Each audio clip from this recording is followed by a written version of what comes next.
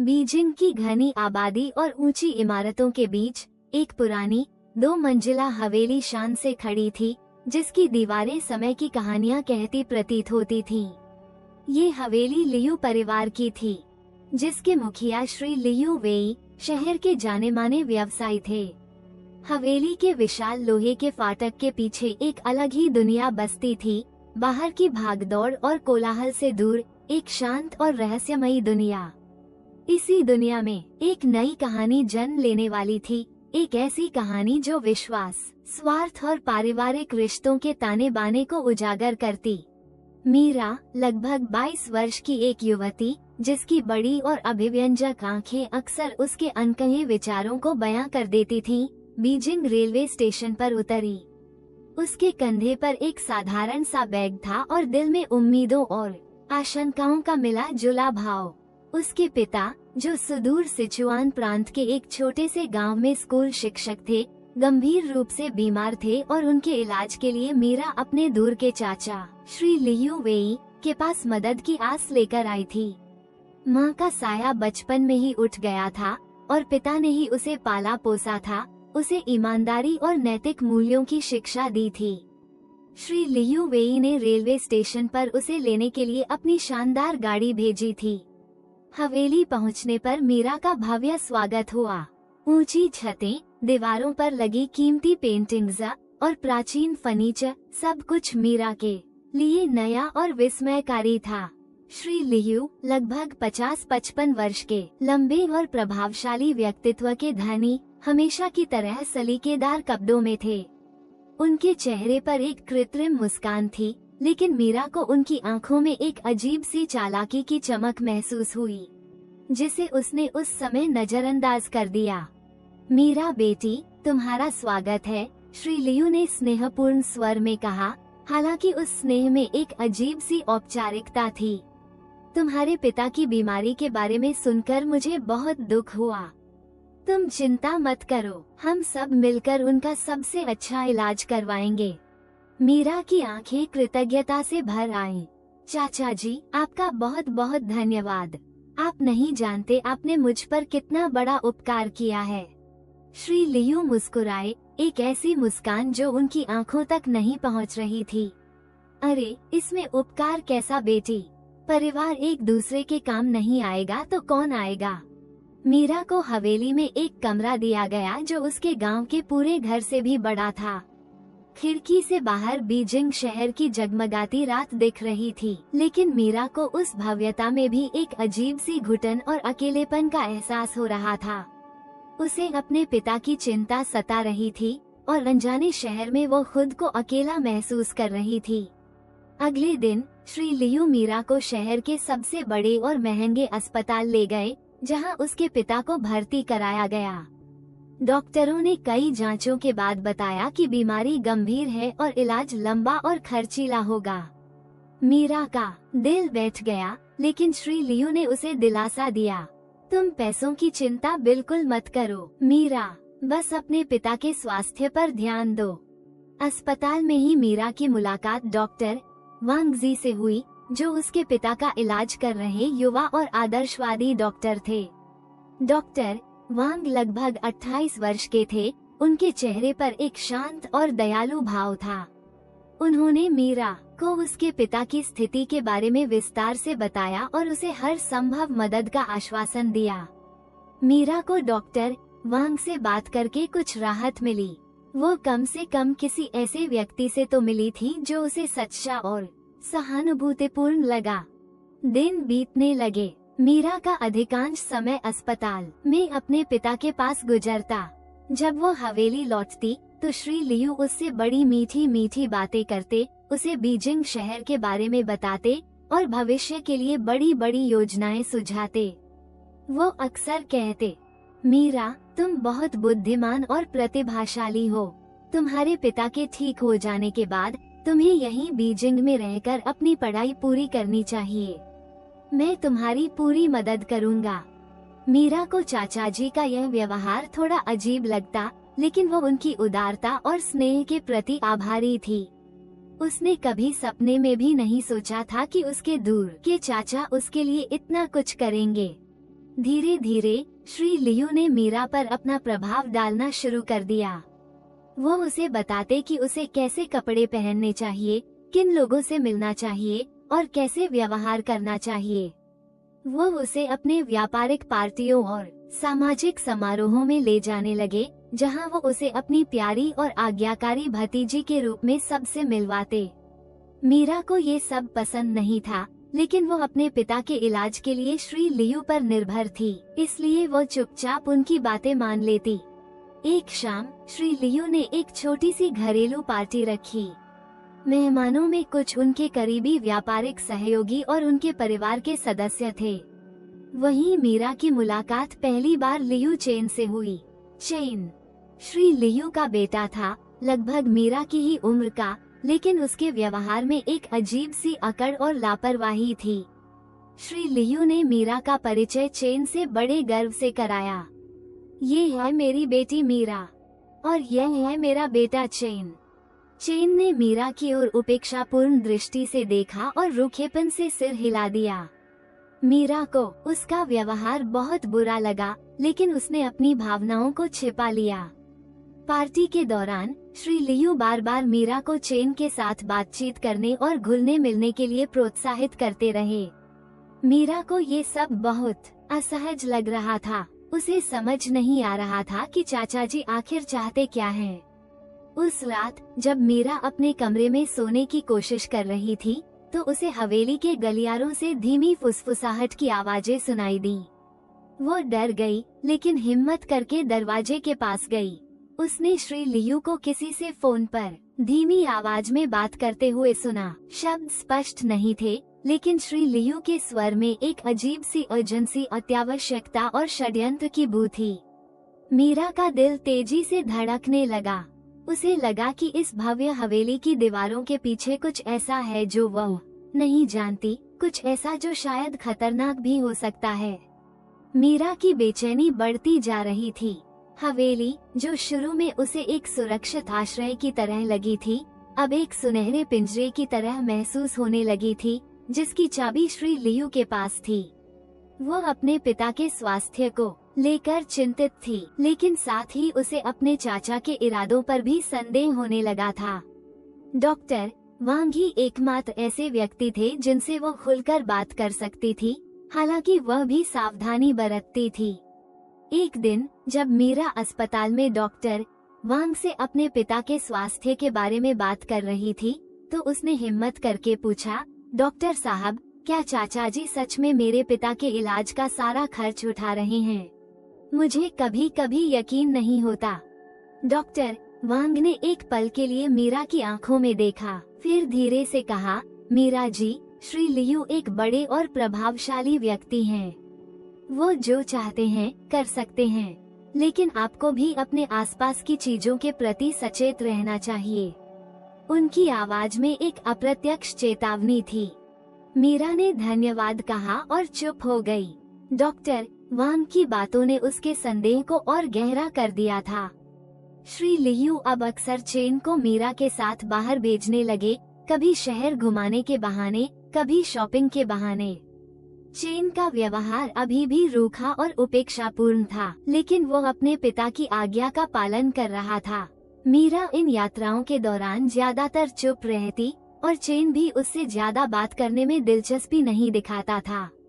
लेकिन मीरा ने महसूस किया कि चेन की निगाहें कभी कभी उसे एक अजीब तरह से देखती थीं, जैसे वो उसका मूल्यांकन कर रहा हो। एक रविवार की दोपहर श्री लियू ने मीरा को अपने स्टडी रूम में बुलाया। कमरा किताबों और प्राचीन कलाकृतियों से भरा हुआ था। श्री लियू अपनी बड़ी सी डेस्क पर बैठे थे। उनके चेहरे पर एक गंभीर भाव था। मीरा बेटी, बैठो, उन्होंने कहा। मुझे तुमसे कुछ जरूरी बात करनी है। मीरा थोड़ी घबरा गई। वो कुर्सी पर बैठ गई और इंतजार करने लगी। तुम्हारे पिता की हालत अभी भी गंभीर है, श्री लियू ने कहना शुरू किया। डॉक्टरों का कहना है कि उन्हें लंबे समय तक विशेष देखभाल की जरूरत होगी और इसका खर्च बहुत ज्यादा है। मीरा का दिल डूब गया। चाचा जी, मैं समझती हूँ। श्री लियू ने हाथ उठाकर उसे रोक दिया। मुझे पता है तुम क्या कहना चाहती हो। तुम पैसे की चिंता मत करो, मैं सब देख लूंगा, लेकिन हर चीज की एक कीमत होती है बेटी। मीरा ने हैरानी से उनकी ओर देखा। कीमत? मैं समझी नहीं चाचा जी। श्री लियू अपनी कुर्सी से उठे और खिड़की के पास जाकर खड़े हो गए, बाहर बगीचे की ओर देखते हुए। मीरा, तुम एक समझदार लड़की हो। तुम जानती हो कि मैं एक व्यापारी हूँ। मैं हर सौदे में अपना फायदा देखता हूँ। आप क्या कहना चाहते हैं चाचा जी? मीरा की आवाज कांप रही थी। श्री लियू मुड़े और सीधे मीरा की आंखों में देखा। उनकी आंखों में अब वो कृत्रिम स्नेह नहीं था, बल्कि एक ठंडी गणनात्मक चमक थी। मैं चाहता हूँ कि तुम चैन से शादी कर लो। मीरा स्तब्ध रह गई। उसे अपने कानों पर विश्वास नहीं हुआ। क्या चाचा जी, आप ये क्या कह रहे हैं? मैं चैन से शादी? लेकिन क्यों? क्योंकि यह मेरे लिए फायदेमंद है, श्री लियू ने सपाट स्वर में कहा।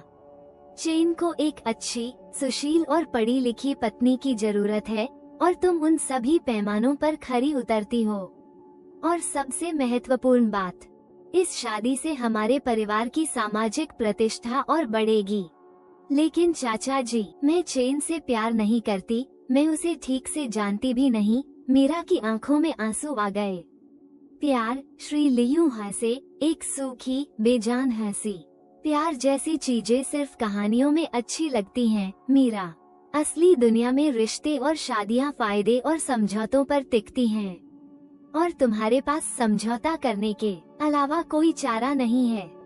कोई चारा नहीं है, मीरा ने अविश्वास से दोहराया। नहीं, श्री लियू ने दृढ़ता से कहा। अगर तुम इस शादी के लिए हाँ कर देती हो, तो तुम्हारे पिता का इलाज दुनिया के सबसे अच्छे डॉक्टरों से होगा और उनका सारा खर्च मैं उठाऊंगा। लेकिन अगर तुम ना कहती हो। उन्होंने एक पल के लिए रुककर मीरा के चेहरे पर डर का भाव देखा और फिर अपनी बात पूरी की। तो तुम्हें और तुम्हारे पिता को वापस अपने गांव लौटना होगा, और फिर जो भी हो, उसकी जिम्मेदारी तुम्हारी होगी।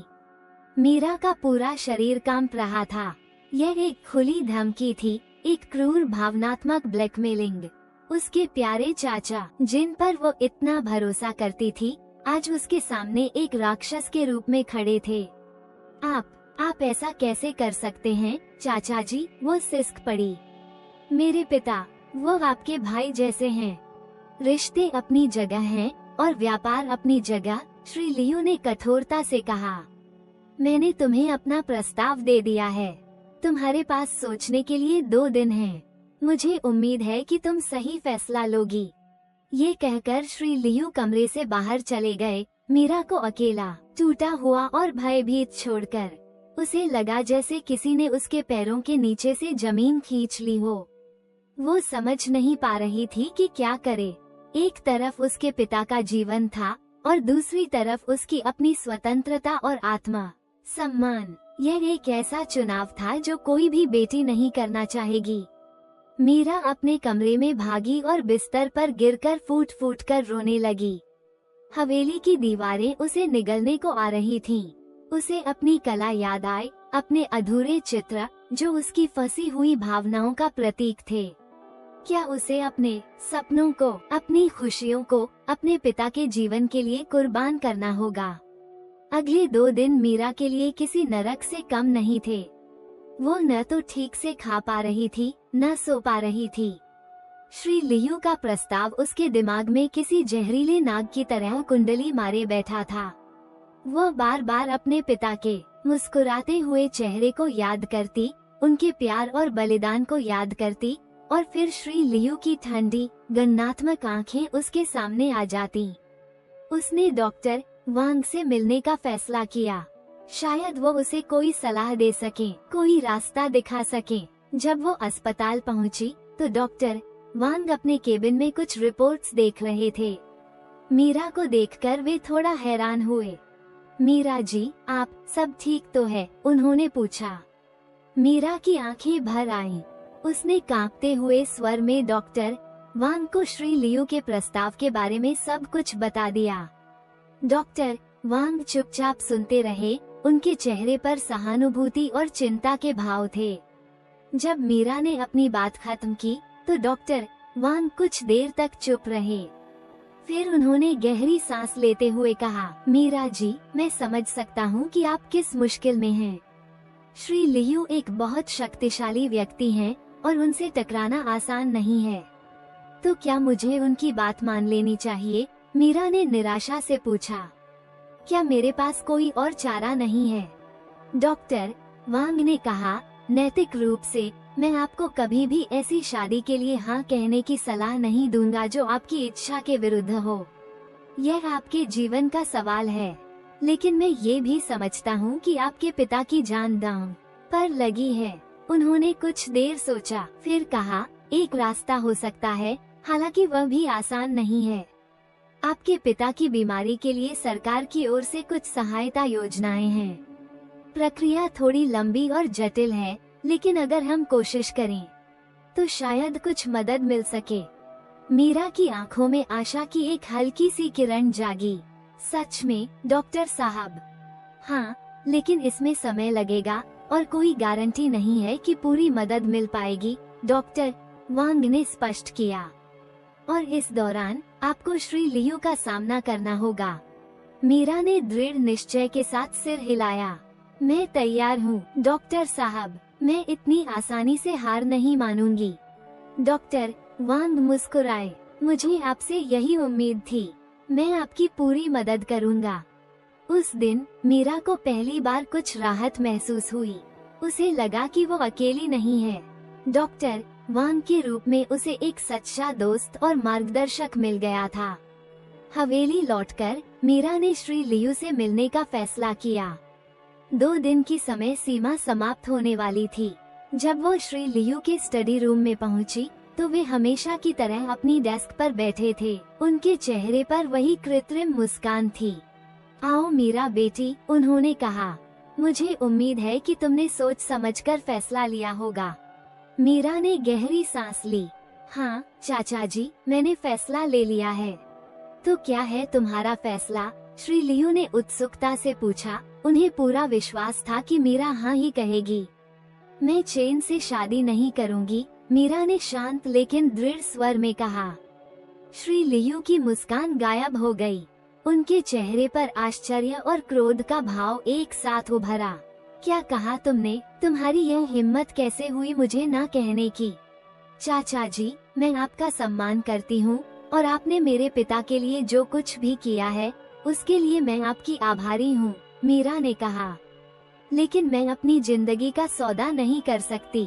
मैं किसी ऐसे व्यक्ति से शादी नहीं कर सकती जिसे मैं प्यार नहीं करती और जो मेरा सम्मान नहीं करता। श्री लियू गुस्से से खड़े हो गए। तुम नासमझ लड़की, तुम नहीं जानती कि तुम क्या कर रही हो। तुम अपने पिता की जान खतरे में डाल रही हो। मैं जानती हूँ कि मैं क्या कर रही हूँ, मीरा ने कहा। उसकी आवाज में अब डर नहीं था, बल्कि एक नई दृढ़ता थी। और मेरे पिता भी यही चाहेंगे कि मैं अपने आत्मसम्मान के साथ जीऊं। हम कोई और रास्ता निकाल लेंगे। कोई और रास्ता? श्री लियू व्यंग्यात्मक रूप से हंसे। तुम्हारे पास कोई रास्ता नहीं है मीरा। कल सुबह तुम और तुम्हारे पिता इस घर से निकल जाओगे और फिर तुम जानो और तुम्हारा भाग्य। ठीक है चाचा जी, मीरा ने कहा, हम चले जाएंगे, लेकिन याद रखिएगा, आपने एक मजबूर बेटी के साथ जो किया है उसका हिसाब आपको एक दिन जरूर देना होगा। ये कहकर मीरा कमरे से बाहर निकल गई। उसे अपने दिल में एक अजीब सी शांति महसूस हो रही थी। उसने सही फैसला लिया था और अब उसे अपने डर का सामना करने की ताकत मिल गई थी। अगली सुबह मीरा और उसके पिता, जिन्हें मीरा ने रात में ही सब कुछ बता दिया था और उन्होंने अपनी बेटी के फैसले का समर्थन किया था, हवेली से निकल गए। श्री लियू ने उन्हें अलविदा कहने की भी जहमत नहीं उठाई। हवेली का विशाल लोहे का फाटक उनके पीछे बंद हो गया, जैसे एक अध्याय समाप्त हो गया हो। मीरा अपने पिता को लेकर एक छोटे से किराए के कमरे में आ गई, जो डॉक्टर वांग ने उनके लिए ढूंढ दिया था। जीवन कठिन था, लेकिन मीरा ने हार नहीं मानी। वो दिन में अपने पिता की देखभाल करती और रात में अपनी अधूरी पेंटिंग्स को पूरा करने की कोशिश करती। डॉक्टर वांग सरकारी सहायता के लिए लगातार प्रयास कर रहे थे। कुछ हफ्तों बाद डॉक्टर वांग एक अच्छी खबर लेकर आए। सरकार ने मीरा के पिता के इलाज का एक बड़ा हिस्सा वहन करने की मंजूरी दे दी थी। बाकी के खर्च के लिए डॉक्टर वांग ने कुछ स्वयंसेवी संस्थाओं से संपर्क किया था और वहां से भी मदद मिलने की उम्मीद थी। मीरा की आंखों में खुशी के आंसू आ गए। उसने डॉक्टर वांग का हाथ पकड़कर कहा, डॉक्टर साहब, मैं आपका यह एहसान कभी नहीं भूलूंगी। इसमें एहसान कैसा मीरा जी? डॉक्टर वांग मुस्कुराए। मैंने तो बस अपना फर्ज निभाया है। धीरे धीरे मीरा के पिता की हालत में सुधार होने लगा। मीरा ने भी अपनी कला पर और अधिक ध्यान देना शुरू कर दिया। उसकी पेंटिंग्स में अब उसके संघर्ष, उसकी पीड़ा और उसकी उम्मीदों की झलक मिलती थी। एक दिन बीजिंग के एक प्रसिद्ध कला दीर्घा के मालिक श्री झाओ डॉक्टर वांग के माध्यम से मीरा की कुछ पेंटिंग्स देखने आए। उन्हें मीरा की कला में एक अनोखी गहराई और मौलिकता नजर आई। उन्होंने मीरा को अपनी दीर्घा में एक प्रदर्शनी लगाने का प्रस्ताव दिया। मीरा के लिए यह एक सपने के सच होने जैसा था। उसने दिन रात मेहनत करके प्रदर्शनी के लिए नई पेंटिंग्स तैयार की। उसकी हर पेंटिंग उसकी जीवन यात्रा का एक प्रतिबिंब थी। प्रदर्शनी बहुत सफल रही। कला समीक्षकों और आम लोगों ने मीरा की कला की बहुत प्रशंसा की। उसकी कई पेंटिंग्स अच्छे दामों में बिकी, जिससे उसकी आर्थिक स्थिति भी सुधर गई। अब वो अपने पिता का बेहतर इलाज करवा सकती थी और अपने लिए एक छोटा सा स्टूडियो भी किराए पर ले सकती थी। इस बीच श्री लियू के जीवन में चीजें अच्छी नहीं चल रही थीं। चेन, जिसे वो अपना आज्ञाकारी बेटा समझते थे, उनके नियंत्रण से बाहर होता जा रहा था। उसकी बुरी आदतें और गैर जिम्मेदाराना व्यवहार श्री लियू के व्यापार और सामाजिक प्रतिष्ठा को नुकसान पहुंचा रहे थे। श्री लियू को अपनी गलती का एहसास होने लगा था। उन्होंने मीरा जैसी समझदार और गुणी लड़की को ठुकराकर एक बड़ी भूल की थी। उन्हें ये भी खबर मिली थी कि मीरा अब एक सफल कलाकार बन गई है और उसके पिता भी स्वस्थ हो रहे हैं। उन्हें अपने किए पर पछतावा हो रहा था, लेकिन अब बहुत देर हो चुकी थी। एक शाम जब मीरा अपनी प्रदर्शनी में थी, श्री लियू उससे मिलने आए। उनके चेहरे पर अब वो अहंकार और कठोरता नहीं थी, बल्कि एक अजीब सी उदासी और थकान थी।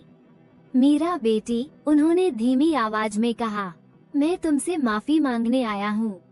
मीरा एक पल के लिए चुप रही, फिर उसने शांत स्वर में कहा, चाचा जी, मैंने आपको माफ कर दिया है, लेकिन मैं आपके साथ जो हुआ उसे कभी भूल नहीं सकती। श्री लियू ने सिर झुका लिया। मैं जानता हूँ, मैंने तुम्हारे साथ बहुत अन्याय किया। क्या हम फिर से पहले की तरह हो सकते हैं? मीरा ने एक गहरी सांस ली। कुछ रिश्ते जब एक बार टूट जाते हैं चाचा जी, तो उन्हें जोड़ना बहुत मुश्किल होता है। मैं आपका सम्मान करती हूँ और हमेशा करती रहूंगी, लेकिन अब हमारे रास्ते अलग हैं। श्री लियू कुछ नहीं बोले, वे चुपचाप वहाँ से चले गए। मीरा ने उन्हें जाते हुए देखा। उसके मन में कोई कड़वाहट नहीं थी, बल्कि एक अजीब सी शांति थी। उसने जीवन की सबसे बड़ी लड़ाई जीत ली थी, अपने आत्मसम्मान और अपने मूल्यों की लड़ाई। मीरा ने अपनी कला के माध्यम से अपनी पहचान बनाई। उसकी पेंटिंग्स दुनिया भर में प्रसिद्ध हुई। उसने अपने पिता की बहुत अच्छी तरह से देखभाल की और वे पूरी तरह से स्वस्थ हो गए। डॉक्टर वांग जी हमेशा उसके एक अच्छे दोस्त और शुभचिंतक बने रहे। कभी कभी जब वो अपनी बालकनी में खड़ी होकर बीजिंग शहर की जगमगाती रोशनी को देखती, तो उसे श्री लियू की हवेली याद आती और वह सोचती कि कैसे जीवन अप्रत्याशित मोड़ लेता है। उसने सीखा था कि सच्चा धन और सच्ची खुशी बाहरी आडंबरों में नहीं, बल्कि आंतरिक शक्ति, नैतिक मूल्यों और सच्चे मानवीय संबंधों में निहित है। उसकी कहानी उन सभी के लिए एक प्रेरणा बन गई जो जीवन की कठिनाइयों का सामना करते हुए भी अपने सपनों और अपने आत्मसम्मान को जीवित रखते हैं। उसने साबित कर दिया था कि यदि इरादे नेक हों और हौसले बुलंद हों, तो कोई भी बाधा आपको सफल होने से नहीं रोक सकती। पारिवारिक विश्वासघात और स्वार्थ के लिए अनैतिक दबाव के उस काले अध्याय को उसने अपने जीवन से मिटा दिया था और एक नया उज्जवल भविष्य अपने हाथों से लिखा था। मीरा जानती थी कि जीवन में चुनौतियां कभी खत्म नहीं होती, लेकिन अब वो उनका सामना करने के लिए पहले से कहीं अधिक मजबूत और आत्मविश्वासी थी। उसकी आंखों में अब डर या आशंका नहीं, बल्कि एक नई चमक और अदम्य साहस था। वो उस सुनहरे पिंजरे से आजाद हो चुकी थी और अब उसके पंखों को उड़ान भरने के लिए पूरा आसमान खुला था। बीजिंग शहर, जो कभी उसे पराया और डरावना लगता था, अब उसे अपने सपनों का शहर लगने लगा था, जहां उसने न केवल अपने पिता को एक नया जीवन दिया था, बल्कि खुद को भी एक नई पहचान दी थी। और श्री लियू, वे अपनी विशाल खाली हवेली में अकेले रह गए, अपने फैसलों पर पछताते हुए। उन्हें समझ आ गया था कि सामाजिक प्रतिष्ठा और व्यापारिक साम्राज्य सब कुछ नहीं होता। असली दौलत तो वे रिश्ते होते हैं जिन्हें हम प्यार, विश्वास और सम्मान से सींचते हैं, वे रिश्ते जिन्हें उन्होंने अपने स्वार्थ की वेदी पर कुर्बान कर दिया था। उनकी कहानी एक चेतावनी थी उन सभी के लिए जो सोचते हैं कि वे दूसरों पर दबाव डालकर या उन्हें ब्लैकमेल करके अपनी मंजिल पा सकते हैं। अंततः सत्य और न्याय की ही जीत होती है और मानवीय मूल्य ही सर्वोपरि रहते हैं। मीरा के जीवन में एक नया अध्याय शुरू हो चुका था। उसकी कला दीर्घा में लगी प्रदर्शनी को मिली अप्रत्याशित सफलता ने उसे न केवल आर्थिक रूप से स्वतंत्र बनाया था, बल्कि उसे एक नई पहचान भी दी थी। वो अब केवल एक मजबूर भतीजी नहीं, बल्कि एक सम्मानित कलाकार थी। उसके पिता भी अब काफी बेहतर महसूस कर रहे थे और उनकी मुस्कान मीरा के लिए दुनिया की सबसे बड़ी दौलत थी। डॉक्टर वांग जेड के साथ उसकी दोस्ती और गहरी हो गई थी।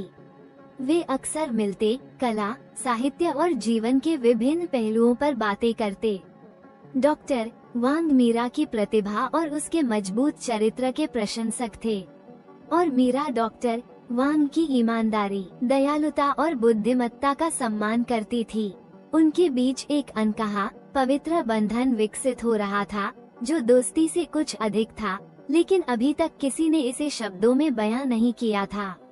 एक दिन मीरा को चीन के एक प्रतिष्ठित कला अकादमी से अतिथि व्याख्याता के रूप में आमंत्रित किया गया।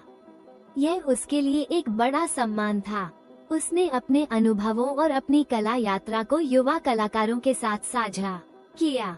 उसने उन्हें बताया कि कैसे कला केवल रंगों और आकृतियों का खेल नहीं, बल्कि भावनाओं, विचारों और संघर्षों की अभिव्यक्ति भी है। उसने उन्हें सिखाया कि कैसे अपने मूल्यों पर टिके रहकर और चुनौतियों का सामना करते हुए अपने सपनों को साकार किया जा सकता है। श्री लियू के बारे में खबरें कभी कभार उस तक पहुंचती रहती थीं। उनका व्यापारिक साम्राज्य डांवाडोल हो रहा था और चीन की हरकतें उन्हें लगातार शर्मिंदा कर रही थीं। कहते हैं, श्री लियू अब ज्यादातर समय अपनी हवेली के बंद कमरों में अकेले ही बिताते थे, शायद अपने अतीत के कर्मों का प्रायश्चित करते हुए। मीरा को उनके लिए कोई दुर्भावना नहीं थी, बल्कि एक तरह की उदासीनता थी। वो समझ चुकी थी कि हर किसी को अपने कर्मों का फल इसी जीवन में भुगतना पड़ता है। मीरा ने सिचुआन में अपने गांव में भी एक छोटा सा कला केंद्र खोलने का फैसला किया, ताकि वहां के बच्चों को भी कला की शिक्षा मिल सके और वे अपनी प्रतिभा को निखार सकें। उसके पिता इस विचार से बहुत खुश हुए और उन्होंने इस काम में मीरा का पूरा साथ दिया। एक शांत शाम, जब मीरा और डॉक्टर वांग बीजिंग के एक शांत झील के किनारे टहल रहे थे, डॉक्टर वांग ने अचानक मीरा का हाथ थाम लिया। मीरा, उन्होंने कहा, उनकी आवाज में एक गहरी भावना थी। मैं तुमसे कुछ कहना चाहता हूँ, जो मैं काफी समय से महसूस कर रहा हूँ। मीरा ने धड़कते दिल से उनकी ओर देखा। मैं तुम्हारे साहस, तुम्हारी प्रतिभा और सबसे बढ़कर तुम्हारी अच्छाई का कायल हूँ, डॉक्टर वांग ने कहा। क्या तुम मेरे जीवन का हिस्सा बनोगी? मीरा की आंखों में खुशी के आंसू छलक आए। उसने धीरे से अपना सिर हिलाया। शब्द अनावश्यक थे, उनकी खामोशी में ही उनका जवाब छिपा था। उस दिन मीरा को लगा कि उसे वो सब कुछ मिल गया है जिसकी उसने कभी कल्पना भी नहीं की थी, एक सफल करियर, स्वस्थ पिता और एक सच्चा जीवन साथी। उसका जीवन अब उन अधूरी पेंटिंग्स की तरह नहीं था, बल्कि एक पूर्ण, सुंदर और अर्थपूर्ण कलाकृति बन चुका था, जिसे उसने अपने साहस, अपनी मेहनत और अपने मूल्यों से रचा था। कहानी का संदेश स्पष्ट था, पारिवारिक विश्वासघात और स्वार्थ के लिए अनैतिक दबाव आपको कुछ समय के लिए झुका सकते हैं, लेकिन यदि आप अपने नैतिक मूल्यों पर दृढ़ रहते हैं और साहस के साथ परिस्थितियों का सामना करते हैं, तो अंततः आप विजयी होंगे। अंधे विश्वास के खतरे होते हैं और स्वार्थ वास्तव में अत्यधिक नैतिक पतन की ओर ले जा सकता है, लेकिन सबसे महत्वपूर्ण बात यह है कि दबाव के खिलाफ अपने आत्मसम्मान को बनाए रखा जाए। मीरा की कहानी ने साबित कर दिया कि सच्ची ताकत बाहरी परिस्थितियों में नहीं, बल्कि आंतरिक दृढ़ता में निहित है। उसने न केवल अपने लिए एक बेहतर भविष्य बनाया, बल्कि दूसरों के लिए भी प्रेरणा का स्रोत बनी। और इस प्रकार बीजिंग शहर की उस पुरानी हवेली से शुरू हुई एक दर्दनाक कहानी का अंत एक खूबसूरत और आशावादी मोड़ पर हुआ, जो ये सिखाता था कि हर अंधेरी रात के बाद एक सुनहरी सुबह जरूर आती है। मीरा और डॉक्टर वांग का विवाह एक सादे समारोह में हुआ, जिसमें उनके करीबी दोस्त और परिवार के सदस्य शामिल हुए। उनके पिता की आंखों में अपनी बेटी के लिए खुशी और गर्व के आंसू थे। श्री लियू को भी निमंत्रण भेजा गया था, लेकिन वे नहीं आए। शायद उनमें मीरा का सामना करने का साहस नहीं था, या शायद वे अपनी ही बनाई हुई तन्हाई में कैद रहना चाहते थे। शादी के बाद मीरा और वांग ने बीजिंग में ही एक छोटा सा आरामदायक घर लिया। मीरा ने अपना कला कार्य जारी रखा और वांग अपने डॉक्टरी पेशे के प्रति समर्पित रहे। उनका जीवन प्यार, सम्मान और आपसी समझ से भरा हुआ था। वे दोनों एक दूसरे के सपनों का समर्थन करते थे और जीवन की हर चुनौती का मिलकर सामना करते थे। सिचुआन में मीरा द्वारा स्थापित कला केंद्र भी फल फूल रहा था। गांव के बच्चों में कला के प्रति एक नई जागृति आई थी। मीरा अक्सर वहां जाती, बच्चों के साथ समय बिताती और उन्हें कला की बारीकियों के साथ साथ जीवन के महत्वपूर्ण सबक भी सिखाती। वो उन्हें बताती कि कैसे उसने कठिनाइयों का सामना किया और कैसे वे भी अपने सपनों को पूरा कर सकते हैं। एक दिन मीरा को एक पत्र मिला। ये श्री लियू के वकील की ओर से था। पत्र में लिखा था कि श्री लियू का स्वास्थ्य बहुत खराब है और वे अपने अंतिम समय में मीरा से मिलना चाहते हैं। पत्र में ये भी उल्लेख किया गया था कि श्री लियू ने अपनी वसीयत में अपनी संपत्ति का एक बड़ा हिस्सा मीरा के नाम कर दिया है, ये कहते हुए कि यह उनके प्रायश्चित का एक छोटा सा प्रयास है। मीरा असमंजस में पड़ गई। वो श्री लियू से मिलना नहीं चाहती थी, क्योंकि उनके दिए हुए जख्म अभी भी कहीं न कहीं ताज़ा थे। लेकिन फिर उसे अपने पिता की सिखाई हुई बातें याद आईं, क्षमा सबसे बड़ा धर्म है। उसने वांग से सलाह ली। वांग ने कहा, मीरा, ये तुम्हारा फैसला है, लेकिन अगर तुम मुझसे पूछो तो तुम्हें उनसे एक बार मिल लेना चाहिए। शायद इससे उन्हें कुछ शांति मिले और तुम्हें भी। मीरा ने वकील को सूचित किया कि वो श्री लियू से मिलने आएगी। जब वो उस पुरानी हवेली में पहुंची, तो उसे एक अजीब सा खालीपन महसूस हुआ। हवेली अब पहले जैसी भव्य और रहस्यमयी नहीं लग रही थी, बल्कि उदास और वीरान लग रही थी। श्री लियू अपने बिस्तर पर लेटे हुए थे, बहुत कमजोर और बीमार। उनकी आंखों में अब वो चालाकी या अहंकार नहीं था, बल्कि एक गहरी उदासी और पछतावा था। मीरा, बेटी, उन्होंने कांपते हुए स्वर में कहा, तुम आ गई। मुझे यकीन नहीं था कि तुम आओगी। चाचा जी, मीरा ने धीरे से कहा। मुझे माफ कर दो बेटी, श्री लियू के आंसू बह निकले। मैंने तुम्हारे साथ बहुत बुरा किया। मैं अपने स्वार्थ में अंधा हो गया था। मैंने अपनी सामाजिक प्रतिष्ठा और अपने झूठे अहंकार के लिए तुम्हारा जीवन बर्बाद करने की कोशिश की। मीरा चुप रही। मैंने अपनी वसीयत में तुम्हारे नाम कुछ संपत्ति की है, श्री लियू ने कहा। ये तुम्हारे नुकसान की भरपाई तो नहीं कर सकती, लेकिन शायद यह मेरे पापों का थोड़ा प्रायश्चित कर सके। मीरा ने एक गहरी सांस ली। चाचा जी, मुझे आपकी संपत्ति नहीं चाहिए। मैंने आपको माफ कर दिया है और मेरे लिए यही काफी है। उसने आगे कहा, आपने जो किया वो गलत था, लेकिन मैं उम्मीद करती हूँ कि आपको अपने कर्मों का एहसास हो गया होगा।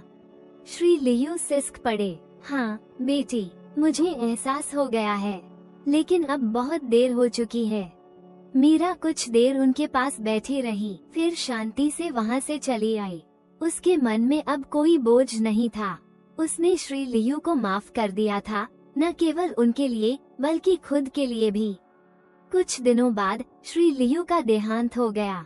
मीरा उनकी अंतिम यात्रा में शामिल हुई, एक रिश्तेदार के तौर पर नहीं, बल्कि एक इंसान के तौर पर, जो जानता था कि हर इंसान गलतियां करता है और हर किसी को माफी का हक है। श्री लियू की वसीयत के अनुसार उनकी संपत्ति का एक बड़ा हिस्सा मीरा को मिला। मीरा ने उस संपत्ति का एक बड़ा भाग विभिन्न चैरिटेबल संस्थाओं और अपने कला केंद्र को दान कर दिया। उसने अपने लिए केवल उतना ही रखा जितना उसे एक साधारण और सम्मानजनक जीवन जीने के लिए आवश्यक था। मीरा का जीवन आगे बढ़ता रहा। वो एक सफल कलाकार, एक प्यारी पत्नी, एक समर्पित बेटी और एक प्रेरणादायक शिक्षिका बनी। उसकी कहानी लोगों को ये सिखाती रही कि पारिवारिक विश्वासघात और अनैतिक दबाव के सामने घुटने टेकने के बजाय अपने मूल्यों और अपने आत्मसम्मान के लिए लड़ना कितना महत्वपूर्ण है। उसने ये भी सिखाया कि क्षमा करने में कितनी ताकत है और कैसे सच्ची खुशी दूसरों की मदद करने और एक सार्थक जीवन जीने में मिलती है। उसकी आंखों में हमेशा एक खास चमक रहती थी, एक ऐसी चमक जो उसके अनुभवों, उसके संघर्षों और उसकी जीतों का प्रतिबिंब थी। और जब भी कोई उससे उसकी सफलता का राज पूछता, तो वो बस मुस्कुराकर कहती, अपने दिल की सुनो, अपने मूल्यों पर कायम रहो और कभी हार मत मानो।